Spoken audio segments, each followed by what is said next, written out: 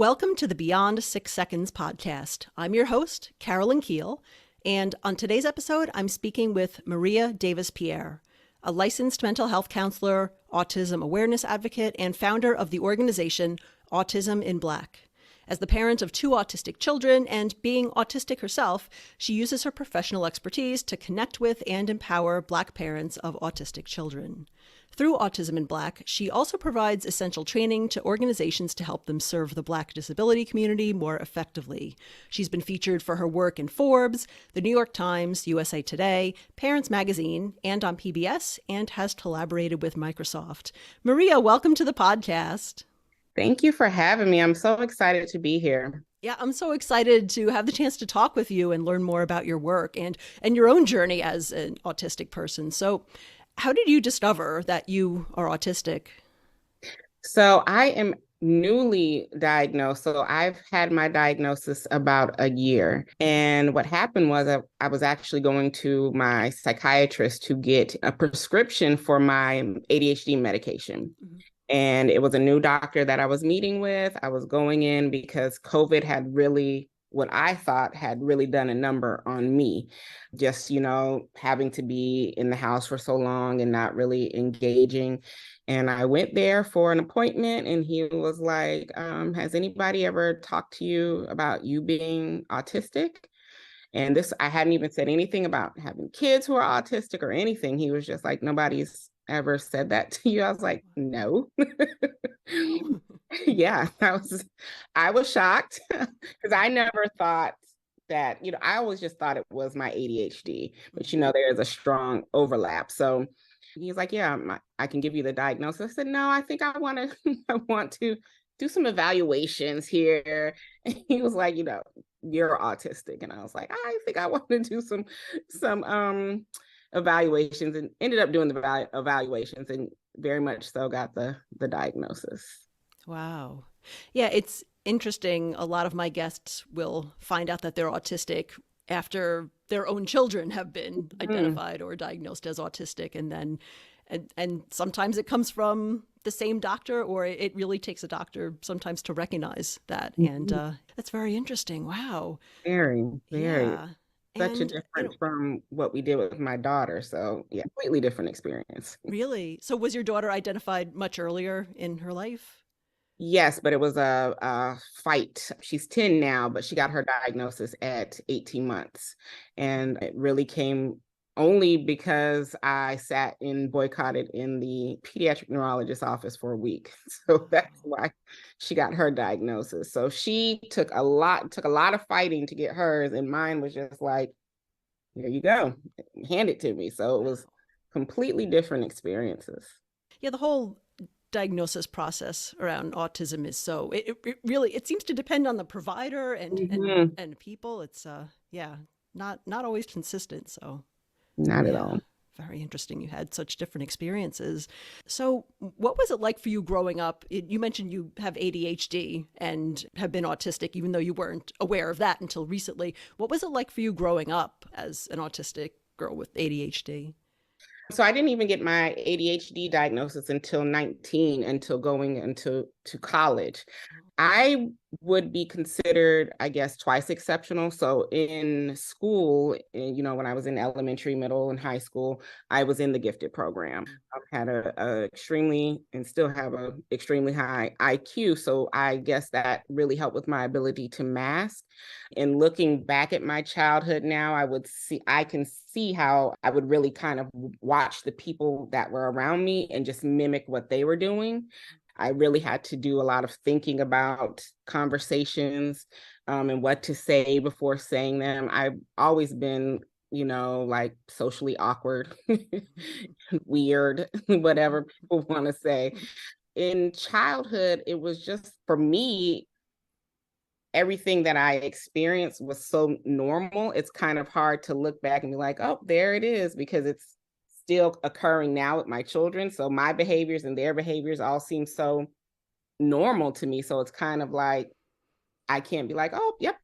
Not saying that autism is abnormal, but it was just so like everything in my life is consistent. So it wasn't like I can pinpoint like, oh, this is a very much so an autistic characteristic here. So I think that was another struggle for me because everything is just the same with my kids. So it's always been kind of the same. There's nothing that was like very traumatic or like, oh my God, yep, I can see that. It was just, this is life. Yeah, I'd imagine if you have the same neurotype as a parent and Mm-hmm. children that, their behavior just seems very, quote unquote normal or just what you would expect. It's like, of course, that's how I react to things. So of course that makes sense that they would too. Exactly, which probably should have been a big clue when having my kids, because people would be like, you're not overreacting about some of the things that they do, or it seems like you're just so nonchalant about it. And I was like, it's common. I do it. So what, now I see. Yeah. So, but thinking back, it's like, I have safe foods that I really have to have. That was in childhood. Transitions are very hard for me. That was in childhood. I did like routine, but we've always been very routine, even like growing up in my parents' household. My mom's an educator. So there's like, we always had routines. So it wasn't like it was not having routine. I'd be like, oh my God, because everything was so consistent in my childhood that it was just like, So, now looking back, I can see like, oh, maybe there was these few times that if my schedule didn't go right, I would be having anxiety, but I also didn't show those experiences, those characteristics, because I just felt like I couldn't. So I would constantly be masking in every situation, even at home with my parents. So even if I was anxious, I just kind of kept it inside. Mm-hmm. And you mentioned being twice exceptional. Did you have any kind of anxiety around like grades and things like that? Mm-hmm. Yes, testing, which is why I got the ADHD diagnosis in college, because that's when it really became uncontrollable. My anxiety, I would just be like, oh my goodness, I can't take this. Like I would just freeze. I would have hard time sleeping. So it actually turned into me going to the mental health services at the university. And that's how I ended up getting my ADHD diagnosis, because I ended up getting accommodations in undergrad. So yeah, I've always had a lot of anxiety because I wait until the last minute to do everything because of my executive functioning skills. So I wait until the last minute to do projects, anything. And then, in college, the workload is much harsher. So for me, I couldn't just do the assignment the night before and get an A. So that caused a lot of anxiety and trying to get used to that, because I am a chronic procrastinator, even still. Yeah. So did the accommodations then help once you were able to get those in place? They help some. I still wait until the last minute, even with the extensions. Just being honest and transparent here. Mm-hmm. Yeah, I don't. It was rough for a long time in undergrad. Just trying to figure out how to manage that. Yeah. And when you were undergrad, because you're a therapist now, were you studying psychology in undergrad? I Was was that point? not. I was Oh. actually pre-med in undergrad. I wanted to be a pediatrician, and Mm-hmm. I was pre-med all up until my last year of undergrad. And I realized I don't like germs and I don't like seeing like, blood and all of the stuff that I would have to see. Wow. I had a Yeah. realization like, oh, you're going to have to actually, even if that's not your interest, they're still going to make you do these things in medical school. Right. And that was like, okay, you gotta figure something out. And my husband was like, well, he wasn't my husband at the time. Mm-hmm. And he was like, well, you like helping people. Have you thought about therapy? So I immediately just went and changed my major to sociology and Mm-hmm. then started the path from there. But yeah, I was pre-med all the way up until my fourth year. Oh, wow. Yeah. Mm-hmm. So are you still a practicing therapist? Yes, I'm still practicing in the state of Florida Mm-hmm. through Autism in Black.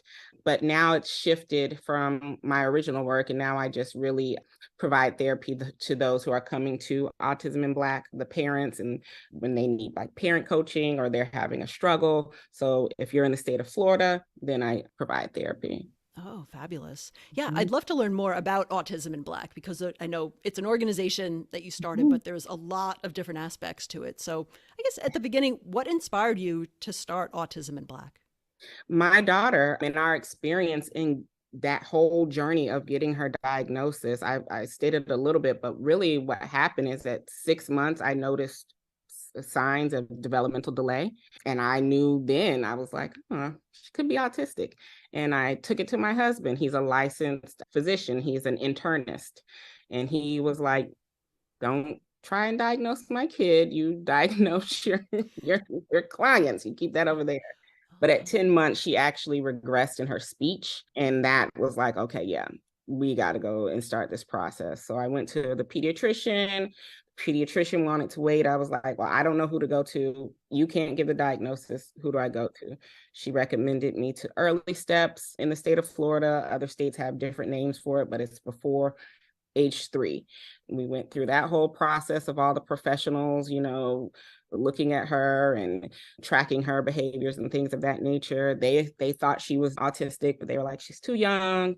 So go to a pediatric neurologist so they can give you the diagnosis. So went to the pediatric neurologist. He did an MRI that she had to go under for. He did all kinds of genetic testing. And he was like, yeah, I do think she's autistic, but I want to wait a year and a half. So at that point, I was just frustrated when, we hear that early interventions matter, but then you're talking about waiting till after she's 3. So which one is it? So that is what led me to sit in his office for a week from open to close to get the paperwork so that, insurance could cover things like speech and, OT, because without an actual diagnosis, insurance isn't covering it. So that's the process of how we got her diagnosis. So then, my colleagues were coming into our home and they were not realizing we were Black people. And they were just not taking culture into consideration at all when it came to her interventions. So then they deemed us as hard to work with. And I'm like, it's not that, it's the fact that she's not relating, we're not relating. You can't use cookie cutter approaches. You have to be able to tailor it to the family and the culture that you're working with. And in seeing that that was very common, that's how we started Autism in Black, to really bridge that gap for Black parents, to really provide the support, because it is so different for us and our experiences are so different. So that's how we started Autism in Black all those years ago. Wow. So, yeah, tell me about how you help train healthcare professionals and schools, organizations to be more culturally responsive to the Black autistic community or the Black disabled community. Yeah, so we do a lot of DEI, anti-racist work with organizations and schools. I think what a lot of people fail to realize is that a lot of organizations who work within our community, they're working heavily with the Black community. They'll have a, population of 80% of their clients are Black, but then when you're looking at their organization and their board, it's not matching. So of course, the experiences that they're providing are lacking cultural responsivity because it's out of their scope, out of their norm. So we really go in and tell them about the Black side of autism, tell them about the Black side of being Black and disabled. We talk about intersectionality, how to incorporate those types of things into the interventions that you're doing, making sure that your provider toolkit is reflective of the people that you're working with. That was one of the things that we had to deal with. One of my daughter's therapists, is that they came in with, picture cards of emotions, and all of the cards were of white children. She could not see herself in any of that. They didn't have hair that looked like her. She wasn't connecting with it. They came in with a hairbrush that we've never used anything like that in our home. We use different type of brush, so she couldn't relate to those type of things. And those are the little things that can keep you from building rapport, or keep you from connecting with your client that you're not even thinking about, but we are, because we're not connecting to it. So it's really about making sure that you are in tune with the client's culture that you're going into, making sure that those biases that are natural for a lot of us are in check before you go and start the work, making sure you're not adultifying the child, setting up unrealistic goals with the child, that you aren't saying that the family is resistant when you're really just not providing cultural care. So those are the types of things that we go in and do and train on. Wow. So when you got the feedback yourself from providers that you were resistant, and when it's told to other Black people who are getting therapy that isn't culturally responsive, like, is that because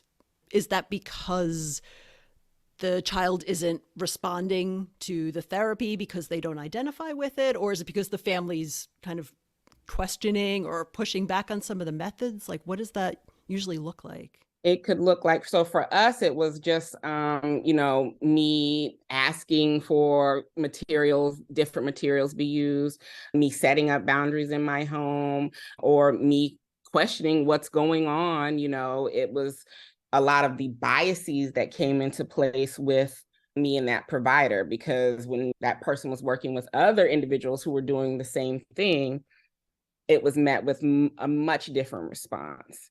So for her, she saw it as something of dealing with my culture or my race. She was just plain like, you're being resistant. But when you're talking about your other clients, you're not having that same type of energy. You're actually like, oh, they're an advocate. They're advocating for their kids. They're passionate about it.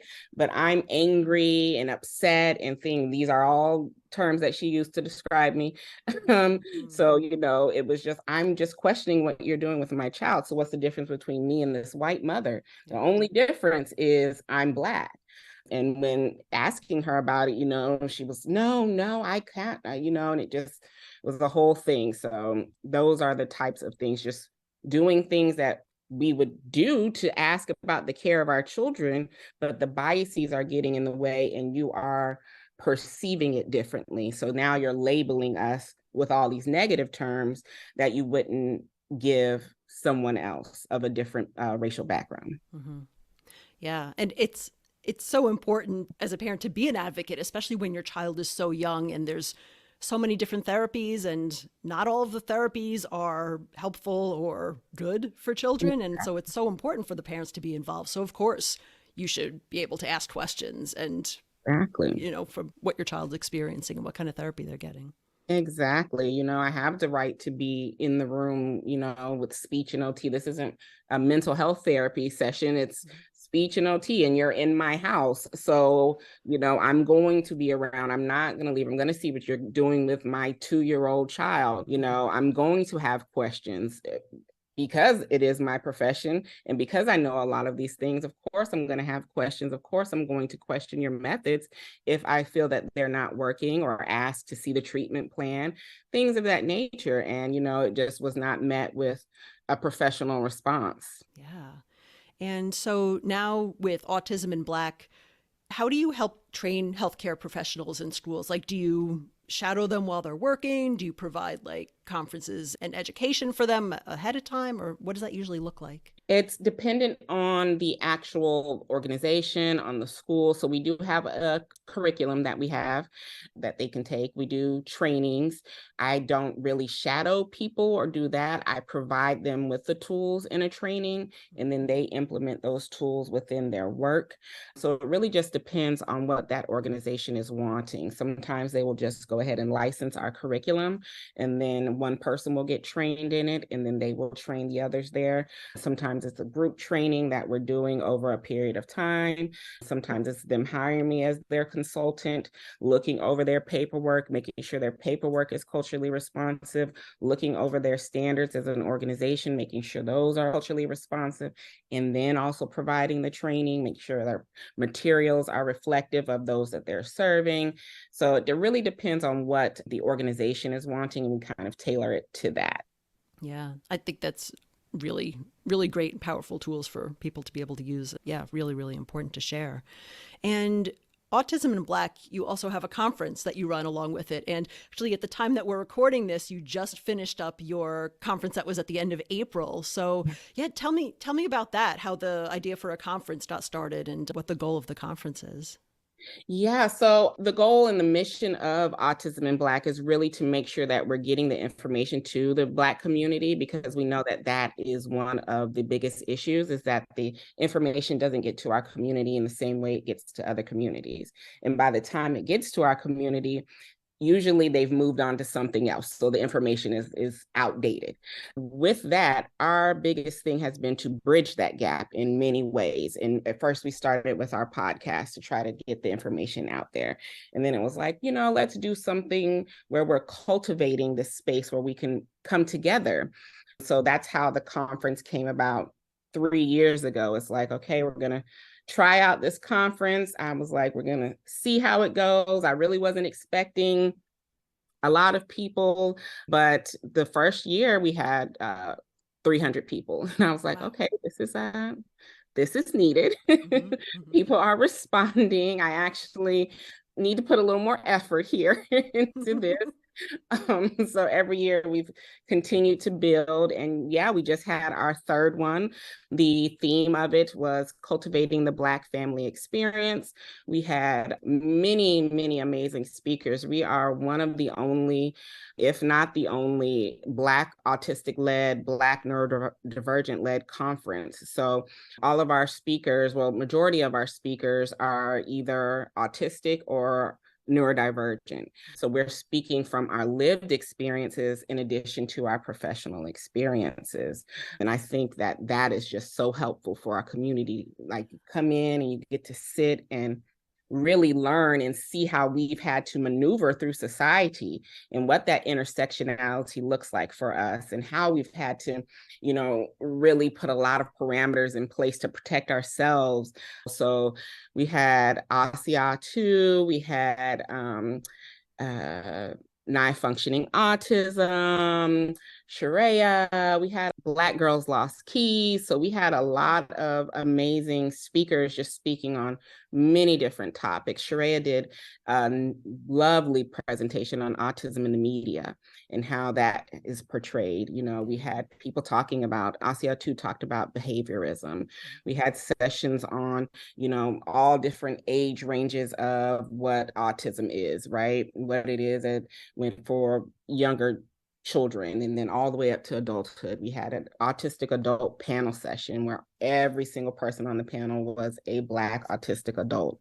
And people got to ask us questions and we got to talk about our experiences. So yeah, we really try to cultivate a safe space where people don't have to code switch, where people don't have to mask, where you can let down that guard, learn the information, and also talk about your experiences. That sounds amazing, just to have so many autistic people, neurodivergent people, all together in the same room. Who's the target audience? Like, who usually attends the conference? Anybody working with the Black disability community. We have lots of professionals. We have lots of parents who are raising Black autistic children.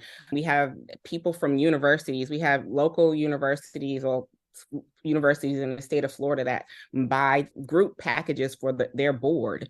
So it really just depends. We had lawyers, doctors, of course, we have teachers. So it really just, anybody and everybody is coming to the conference if they're working with the population or they're autistic themselves or they're raising autistic children. That's really cool.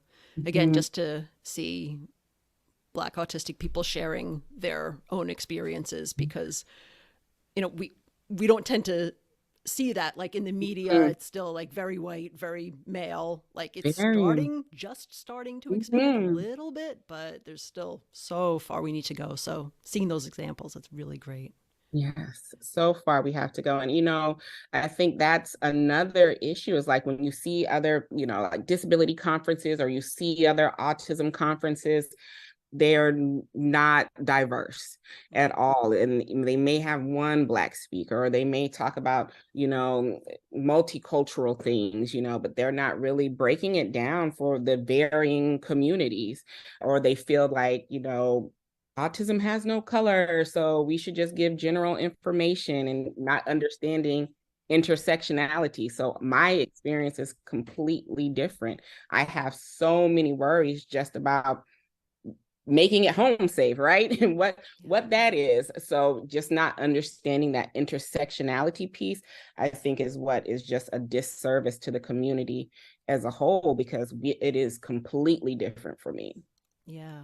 I mean, even just the simple topic of masking. And I think a Yes. lot of what I see, at least with, the white autistic social media, is, trying to mask less and be your authentic self. And part of realizing you're autistic is masking less. It's like, okay, but there are a lot of people where unmasking is not always safe. So it's a Not little always.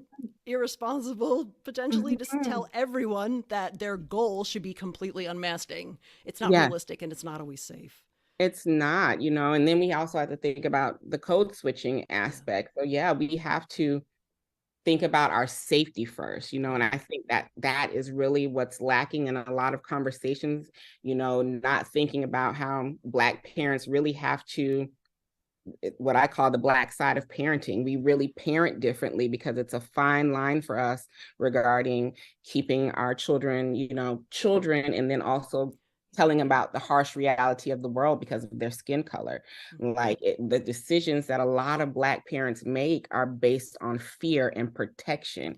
Yeah. And I think people don't realize that, and then shame them because they're not understanding. And I think that just causes so much of a rift and a divide, because you're not thinking about that intersectionality piece. The conversations aren't thinking about how behaviorism is really weaved into our whole society when it comes to Black people, and that we have to have broader conversations about how the whole healthcare system is harmful to the Black community.